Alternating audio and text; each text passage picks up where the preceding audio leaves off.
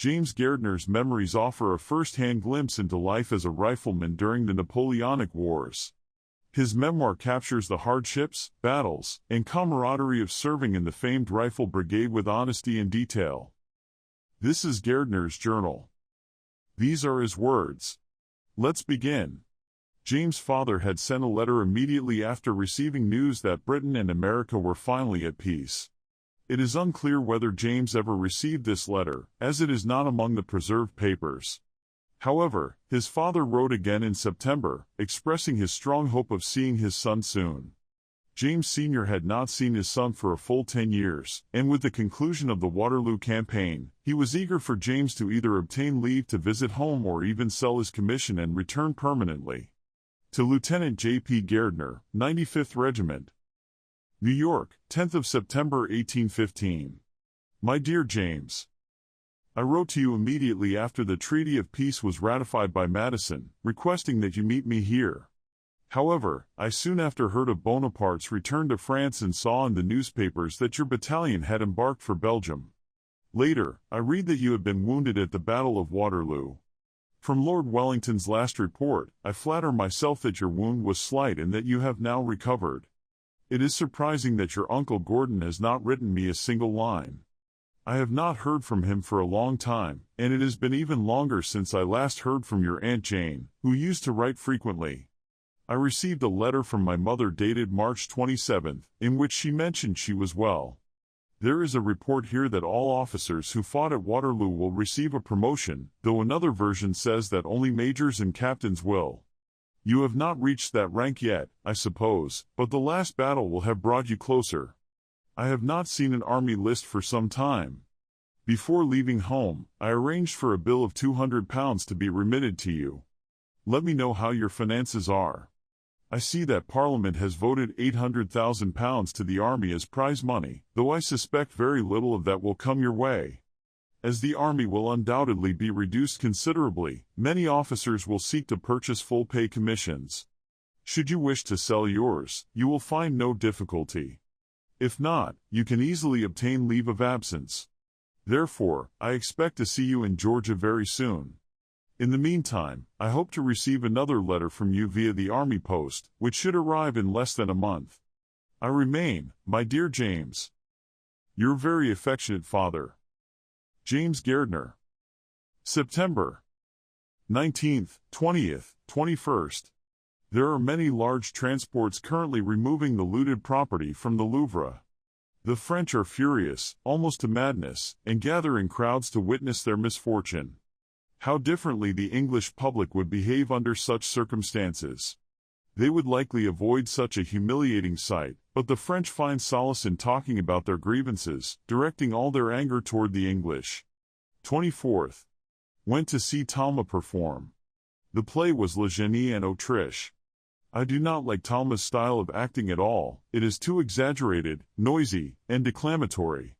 There is none of the subtlety, none of the powerful interpretation so admired on the British stage, for which Mrs. Siddons, Kemble, and Kean are so celebrated. In fact, only the loudest and most dramatic emotions seem to be studied. The other principal performers were Linat, Priya, and both Madame and Mademoiselle Georges, all of whom were very good. 30th. Fouché and Talleyrand have resigned. It is said that they refused to sign the terms of peace proposed by the Allies. Fouché must have wielded considerable influence to have remained in office for so long. He was the leader of the Jacobin party, which had always been powerful, even under Bonaparte. During Napoleon's last reign, they dominated everything. Besides the Jacobin party, there are two other main factions. The Royalist party, which supports the monarchy and the constitutional charter. This faction is led by the King and the Duke of Orléans. The party of the princes, led by Monsieur, the Duke and Duchess of Angoulême, and the Duke of Berry. This group considers the constitutional charter an excessive limitation on the privileges of royalty. It is said that the Royalist party is gaining strength every day. The Duc de Richelieu has been appointed as the new Prime Minister. October 4th. Went to see the Panorama of Amsterdam. I thought it exceedingly well done. It depicts the city during winter, and the effect of light is masterfully executed. 7th. The chambers convened today. 11th. We were ordered out for a review today. The weather was bad, so we were sent back home. Finally, James got his wish, as the army was marched into cantonments further from Paris. 29th. March to Saint-Germain today. The entire army is moving into cantonments. 30th. March to our assigned quarters today. The headquarters of the division are at Milan-en-Yvelines, with the division spread across different villages. Our regiment occupies the village of Vaux-sur-Seine, where the headquarters and 3.5 companies are stationed.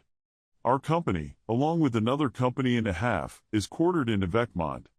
The officers are all housed in the chateau and are exceedingly comfortable. There is a very good library, and the house contains every convenience we could wish for. It overlooks the Seine, and the surrounding countryside is beautiful.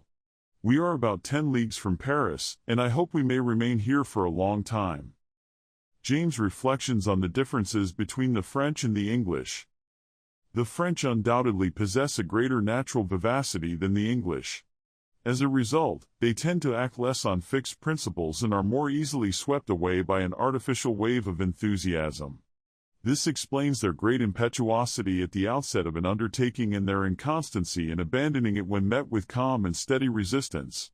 The contrast between the two nations is perhaps best illustrated by their respective armies.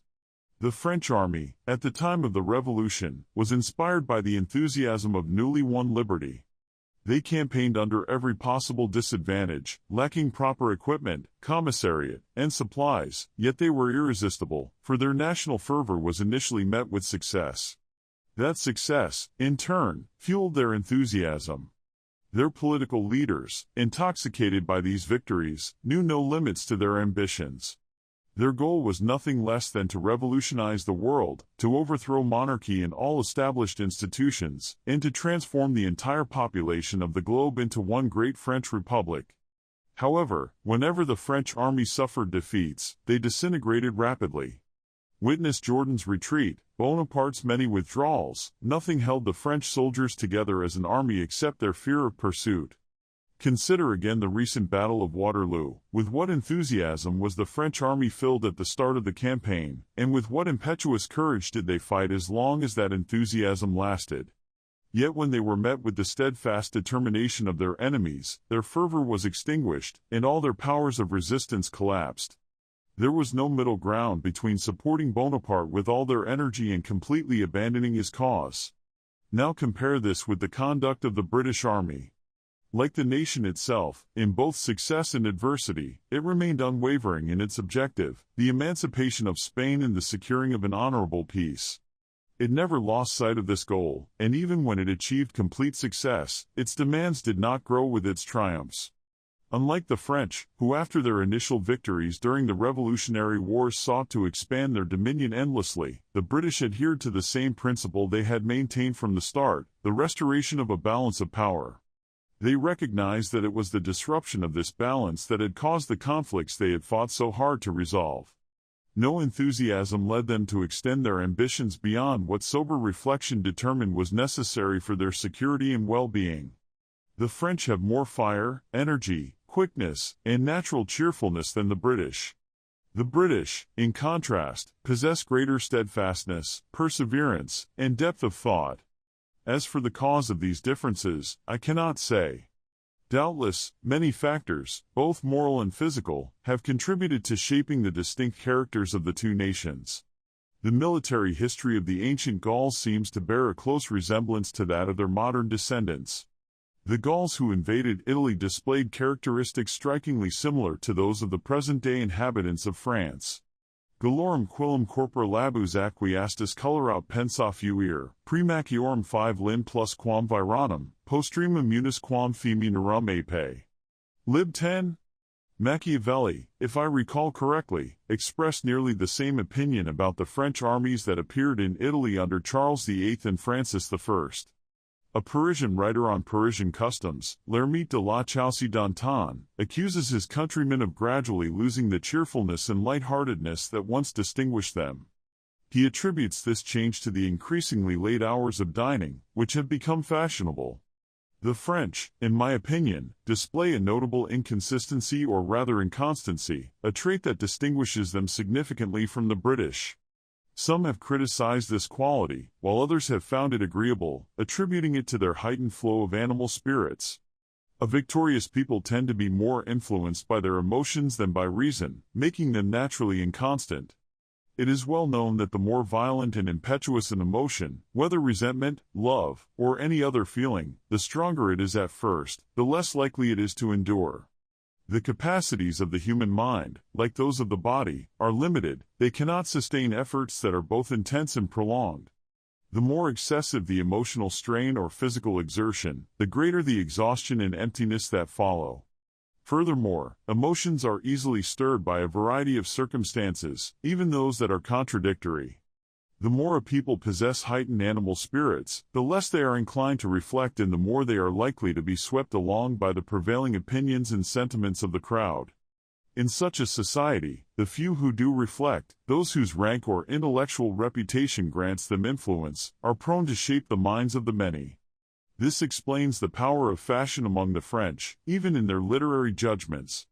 They are too light-hearted, too lively, too frivolous to think for themselves, content instead to accept the verdict of a journal on books, paintings, theatrical performances, and so forth. Another fundamental difference between the French and the English stems partly from the commercial spirit of the latter and the anti-commercial tendencies of the former, and partly from the greater phlegm of the English versus the higher animal spirits of the French. This difference is evident in social interactions. An Englishman generally confines himself to the company of those within his own profession or trade, whereas a Frenchman's social circle is broader and more varied. This distinction also accounts for the greater number of idlers in France, people who live without profession or employment. For instance, a Frenchman who inherits a property yielding a moderate annuity is content to settle in the capital or another large town, living off his income without seeking further occupation. He frequents coffee houses and public places, reads newspapers, engages in discussions on all subjects, and thereby acquires the social polish for which the French are widely renowned. An Englishman in similar circumstances, on the other hand, tends to reinvest his capital in business or expand his existing trade. His associates are mostly fellow businessmen, absorbed in their commercial pursuits, and his conversations are confined to topics related to his trade. The Englishman's natural reserve, stemming from his phlegmatic temperament, discourages him from engaging with strangers or forming new acquaintances. As a result, he gradually develops a shyness and awkwardness that makes social interaction increasingly difficult.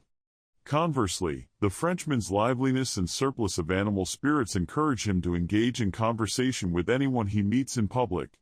His interlocutor, being French as well, shares this need for social interaction, which, for those with high animal spirits, is as essential as food and drink. Even the most reserved individual, when intoxicated, will find his tongue loosened. Thus, the Frenchman, through constant and varied social interaction, acquires a superficial but broad knowledge that equips him for general conversation. Moreover, his habitual engagement with society helps him shed the social stiffness that often inhibits the English. An Englishman, by contrast, remains within his familiar social circle, retaining the characteristics peculiar to his profession or immediate environment. If the Frenchman gains ease and sociability from his diverse interactions, he also sacrifices the depth and sincerity of his relationships. The rapid formation and fleeting nature of his acquaintanceships prevent them from developing into true friendships. A brief aside, these observations are, of course, generalizations. The upper classes in all civilized nations resemble each other closely, and there are always many exceptions to any national characteristic. Nevertheless, a nation's general character is shaped by its common populace, particularly those in its large towns and cities, and most especially those in Paris, whom the French themselves call les Français par excellence, the quintessential French. Another natural consequence of these national differences is that the English are more domestic than the French, a trait I attribute to their reserved nature. As I have mentioned, English society is more exclusive, fostering deeper familiarity among its members. In domestic English circles, composed of the same people, whose names are linked with pleasant memories, the bonds of affection are stronger than in the more volatile social interactions of the French. When a Frenchman seeks leisure, he dresses up and, with his family, visits a coffee house, a promenade, or some other public venue, where he spends an hour or two engaging in lively conversation with a stranger whom he has never met before and will likely never see again. Such interactions stimulate the mind but do little to nurture deeper affections. When the family returns home, they do so with regret, as their enjoyment has ended, and they look forward to no pleasure there except reminiscing about what is past. The Englishman, by contrast, does not seek entertainment in public but instead visits the home of a relative or friend, or enjoys the warmth of his own family circle. In such settings, intellectual brilliance may shine less, but the heart plays a greater role. Thus, while a Frenchman sees his home merely as the place where he eats, drinks, and sleeps, an Englishman regards it as the sanctuary of his dearest pleasures. Doubtless, both moral and physical causes have shaped the French national character. However, I am inclined to believe that Bonaparte's policies played a decisive role in rendering an already light-hearted and fickle people even more frivolous than nature intended. By restricting the freedom of the press and discouraging serious inquiry into the liberal arts and sciences, Bonaparte sought to divert public attention from ideas of political liberty and rights. Instead, he encouraged only the most trivial entertainments on the stage and promoted the kind of shallow romances that now dominate modern literature. Through such measures, his government succeeded in fostering a population more frivolous, superficial, and easily controlled. To this anti-domestic spirit of the French, we must attribute the reason why their countryside is so sparsely inhabited, except by the agricultural classes. The badauderie, rubbernecking, of the nation is such that they must gather en masse. This constant absence of proprietors from their estates and men of easy fortunes from the countryside must have a great effect on that part of the nation, confining changes and improvements almost entirely to the cities. In England, due to the frequent interaction between city dwellers and those living in the countryside, along with the freedom of the press and other factors, no novelty occurs in one that is not known and discussed in the other. Variations in national character are felt throughout the whole country. However, in France, the rural population lives entirely among themselves, with little to no contact with their more refined urban countrymen. They remain nearly the same people they were centuries ago. The laborer and the farmer cultivate the fields as their ancestors did before them, and having no interaction with anyone more enlightened than themselves, their ideas seldom extend beyond their daily occupations. There is another factor that enhances French society, specifically that of the towns and cities, from which national character and public opinion are to be judged, and gives it an advantage over English society. In France, the two sexes mix more freely, which certainly benefits both. In England, the daily activities of men and women are entirely separate, and even in the upper classes, the two rarely interact before dinner. If they do, it is only during short ceremonial visits.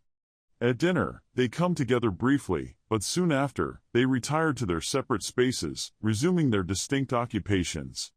The conversation among men, when left alone, turns to dry political or other weighty matters, often discussed in a manner less refined than it could be if women were present. Women, left to themselves, have no real incentive to be charming or entertaining and, as a result, their discussions tend to be reserved, often revolving around trivialities.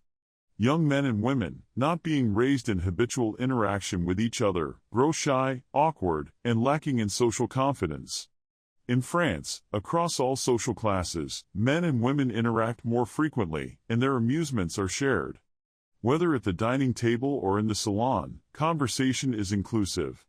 The presence of women constantly motivates men to be engaging and charming, stimulating their sense of competition. They remain mindful of propriety and acquire a degree of refinement and elegance. Women, for their part, also have the same motivation to be agreeable and well-informed. In England, general conversation is not expected from women, especially young women in the countryside. A woman who freely expresses opinions is often considered forward and less directly addressed. Since vanity plays a major role in human motivation, few people exert themselves intellectually unless they have an opportunity to display their knowledge. In France, however, a certain degree of education is necessary for women, as they are expected to take an active part in conversation. By being included as a more integral part of society, they acquire broader knowledge and shed much of the small-mindedness often attributed to them, which, I am convinced, is not inherent to their sex but rather a result of their restricted upbringing and way of life. Women are often said to feel everything in extremes, but can this not be explained by their secluded way of life? We know that experience in the world tends to dull one's emotions, which I attribute to the selfish nature of society, where the warm, youthful enthusiasm of early years is frequently met with disappointment and cold indifference. Since women, due to their more sedentary lifestyles, are less exposed to such experiences and have fewer distractions, they dwell more on their feelings. Thus, for them, it is not only the heart but also the imagination that becomes deeply involved.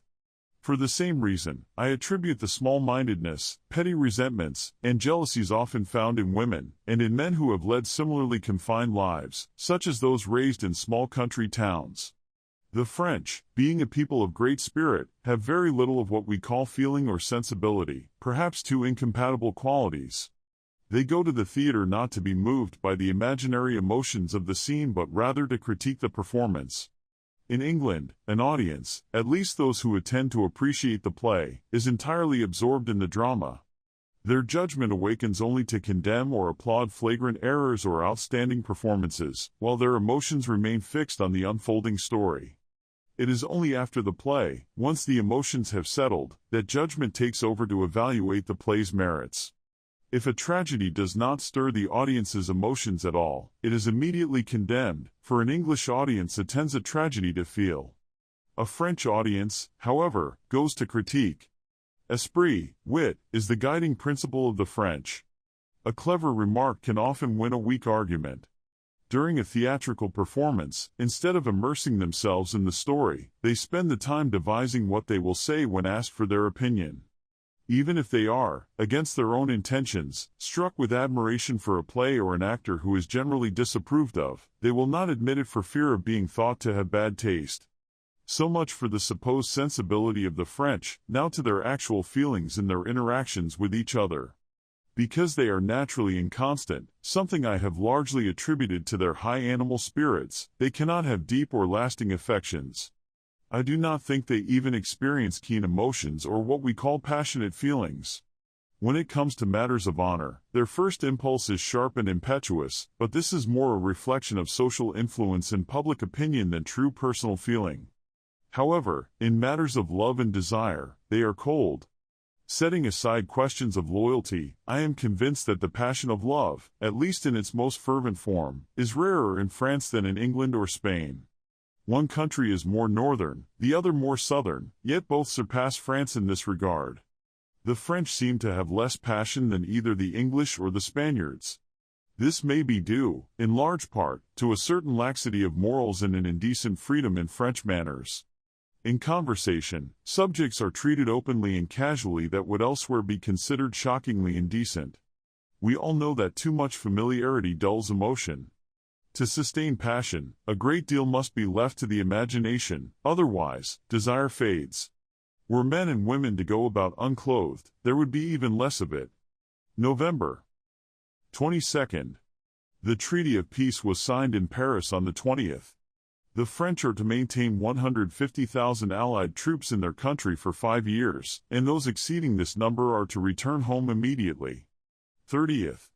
The regiments that are not part of the Army of Occupation began marching today.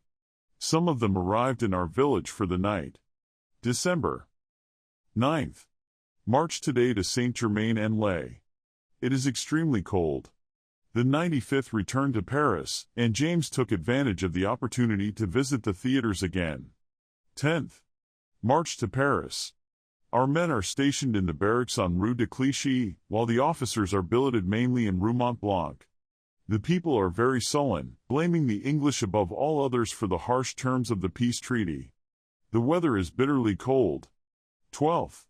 We have secured a mess room and are very comfortable. I hope we remain here for some time. 13th. Went this evening to the Théâtre des Variétés. The performance was very entertaining. 20th. Attended the Italian opera, where Semiramide was performed. Catalani sang divinely, and the orchestra was excellent. 23rd. returned to the Italian opera to see Il Fanatico per la Musica. Catalani was even more exquisite than before, and the orchestra outshone its previous performance. 24th.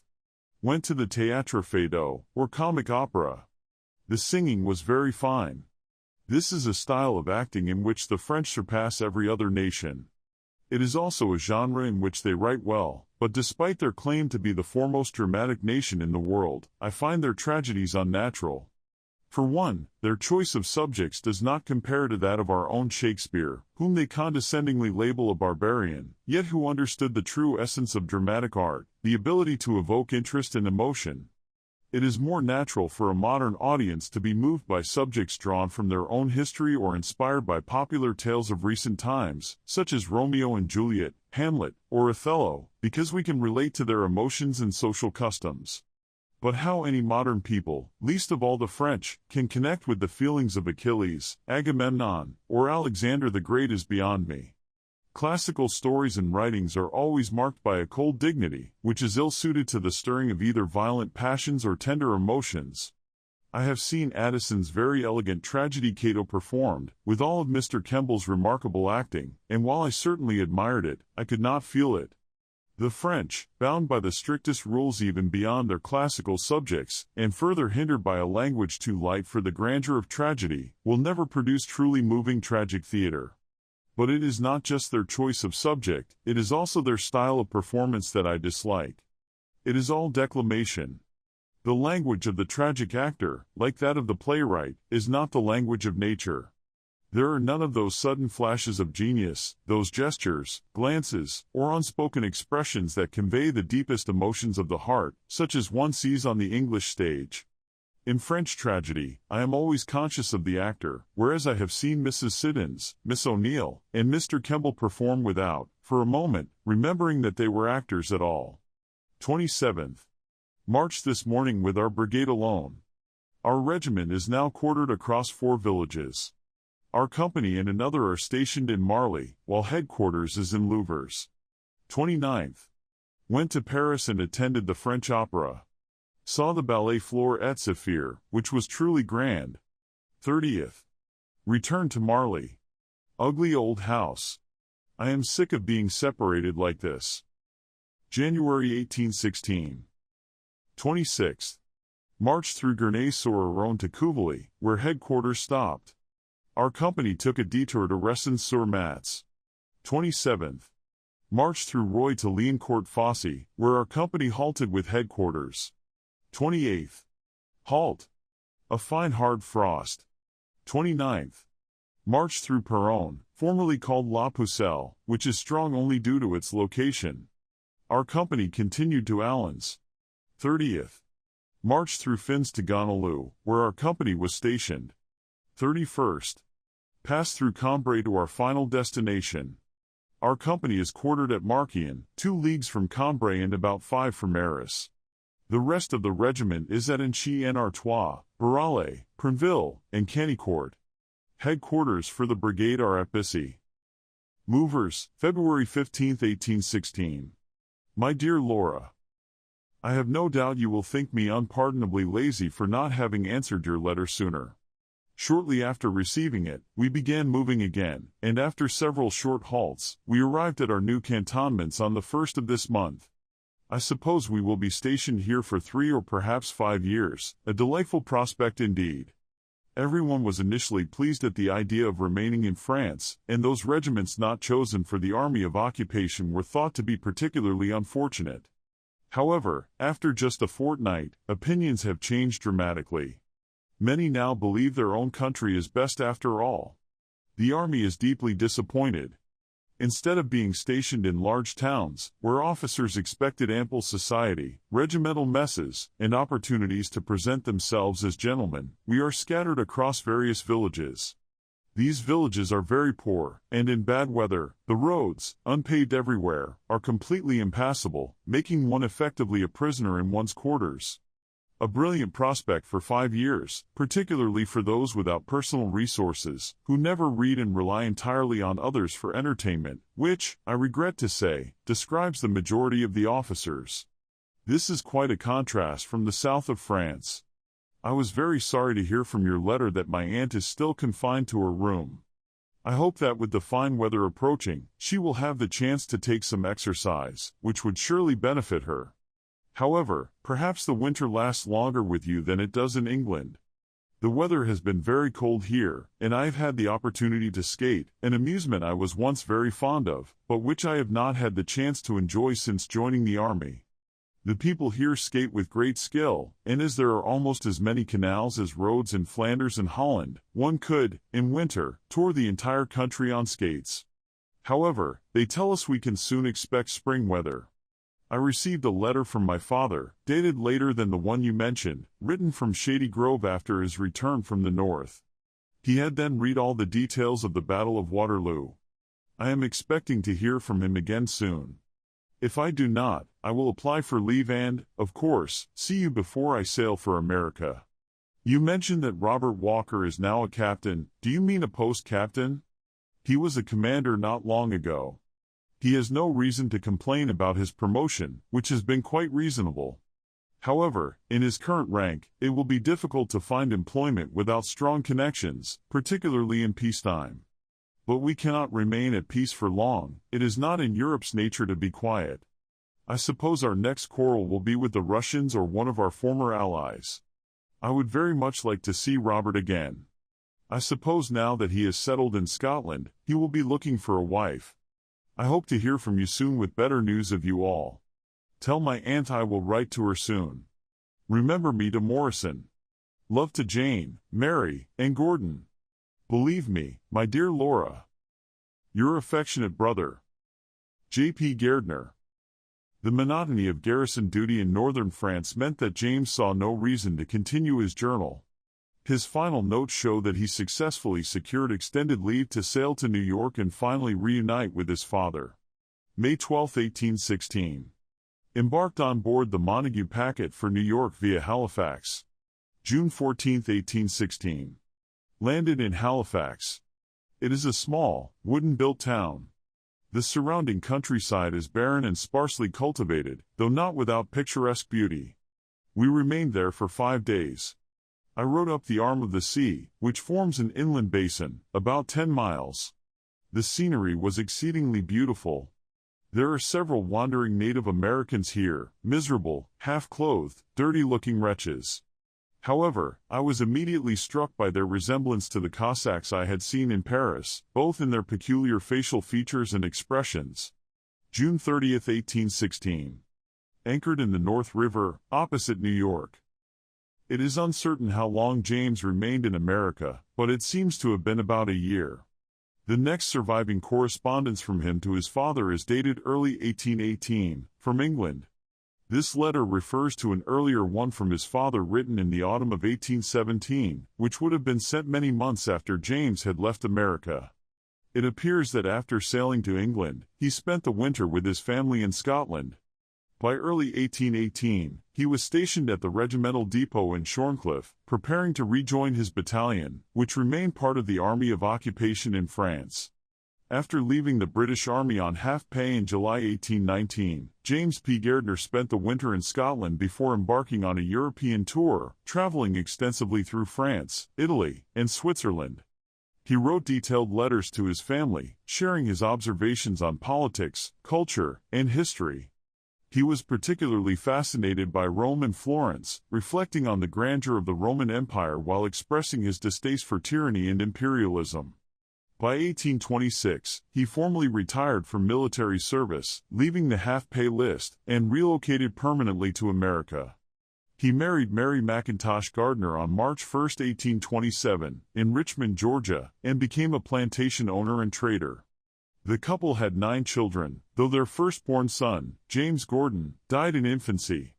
James wrote occasionally to his family in Scotland and England, keeping them updated on his life in America. He expressed concerns about the growing political tensions in the United States, correctly predicting that the disunion of the states was inevitable. By 1831, he observed early signs of sectional conflict and foresaw the eventual collapse of the federal system. James became deeply involved in agriculture and plantation management, owning slaves, which was standard practice among Southern landowners. While he described himself as a benevolent slaveholder, he remained firmly within the Southern system, even providing a detailed response in 1860 to a pro-slavery book defending the treatment of enslaved people on his plantation. In the 1840s, he moved to Jefferson County, Alabama, where he lived for 20 years before eventually relocating to Augusta, Georgia. He was active in the Protestant Episcopal Church and attended the 1847 annual convention of the church in Georgia. By 1861, as the American Civil War began, James still owned 22 slaves, and his total estate was valued at $17,750.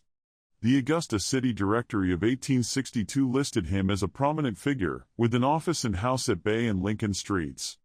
James died suddenly on April 21, 1862, at the age of 69. He was buried at Somerville Cemetery in Augusta, Georgia, where his wife and most of his children were also later laid to rest. That concludes the 14th and last part of the story. Thank you very much for listening. Please like and subscribe if you enjoy this type of content,